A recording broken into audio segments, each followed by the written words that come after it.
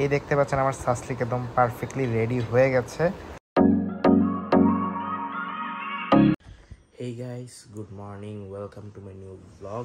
তো আজকে আমি ঘুম থেকে উঠেছি 8:30টায়, আর ঘুম থেকে উঠেই পড়া স্টার্ট করে দিয়েছি, কারণ আমার আজকে 10টার দিকে অনলাইনে একটা ক্লাস আছে। সো সেইটার পরে এখন রেডি করছি। আর নতুন কিছু নোটিস করেছেন, আমি ক্যামেরার অ্যাঙ্গেলটা চেঞ্জ করে ফেলেছি। 1 ছিল, এখন 0.5 মানে ওয়াইড অ্যাঙ্গেল করে দিয়েছি। আগে হচ্ছে আমার ভিডিওটা অনেক বেশি জুমড লাগতো, কিন্তু এখন 0.5 দেওয়ার জন্য আমার মনে হচ্ছে যে সাইডে আরও বেশি ডিস্টেন্স হয়ে গেছে, এটা অ্যাপ্রোপ্রিয়েট লাগতেছে। এডিট করার সময় দেখতে পাবো যে ডিফারেন্সটা কেমন। আর আপনারাও কমেন্ট করে জানান যে ডিফারেন্সটা কেমন, এটা কি বেটার নাকি আগে যে জুমড ইন ছিল সেটাই বেটার। ঠিক আছে, আমি এখন পড়াটা তাড়াতাড়ি করে শেষ করে ফেলতেছি। সো গাইস, এখন বাজে 5টা, অলমোস্ট ইফতারির টাইম হয়ে যাবে, আর 1 ঘন্টার মতো টাইম আছে। সো এখন আমি আমার আপুনির সাথে ইফতার বানাতে হেল্প করবো। চলো আপনাদেরকে দেখাই কি কি বানাচ্ছি। সো গাইস, সময় এখন 5টা, ইফতারির প্রিপারেশন স্টার্ট হয়ে গেছে।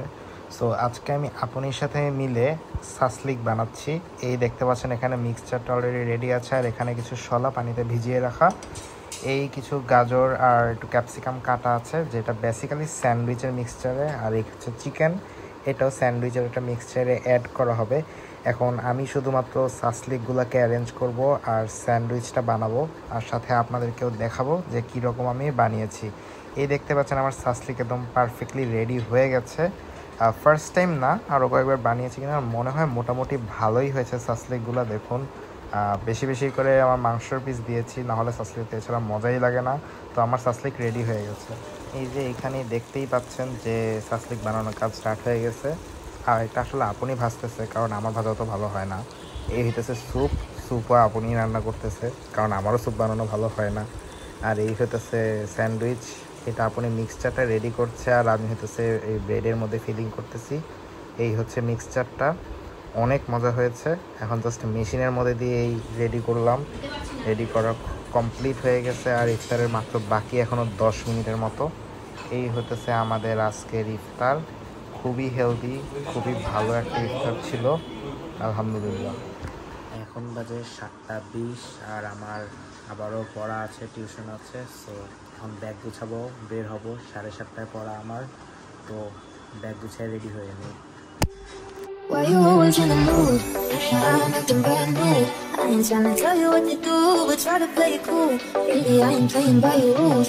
Everything look better with a view. Why you always in the আজকের ডিনার আম্মুর হাতের খিচুড়ি আর কিছু দেশি মুরগি। এই মুরগিটা অ্যাকচুয়ালি আমাদের ছাদের। সো খুবই মজার ছিল আজকের এটা। আমার ডিনার করা ডান, আর অলরেডি 10:30 বেজে গেছে। সো আজকের ব্লগ এখানেই শেষ করতেছি। এই ব্লগটি ভালো লাগলে লাইক, আর চ্যানেলে নতুন হলে সাবস্ক্রাইব। দেখা হবে কালকের ব্লগে। Thank you so much for watching, bye. Why you always in the mood? আজকে সকাল থেকে আমার এই ডান চোখে প্রচুর ব্যথা করতেছে। আপনাদেরকে দেখাইতে পারতেছি কিনা জানি না, কিন্তু এই দেখেন আমার এখানে লাল হয়ে গেছে। কেন ফুলছে জানি না, কি হয়েছে তাও জানি না, মানে জাস্ট চোখটা ফুলে গেছে, আর প্রচুর ব্যথা করতেছে এখন। Acting brand new. I ain't trying to tell you what to do, but try to play it cool. Really, I ain't playing by your